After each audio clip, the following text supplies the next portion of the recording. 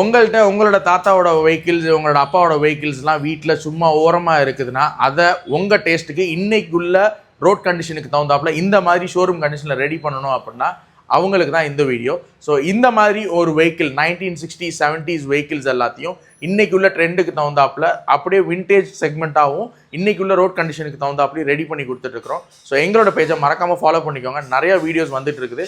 So அதுக்கப்புறமேட்டி உங்கள்கிட்ட ஒரு vehicle இருக்குன்னா தாராளமாக எங்களோட கராஜுக்கு ஸ்ட்ரைட்டாக ட்ரைவ் பண்ணிட்டு வாங்க. நாங்கள் உங்களுக்கு ரொம்ப சூப்பர் டூப்பராக ரெடி பண்ணி கொடுத்துறோம்.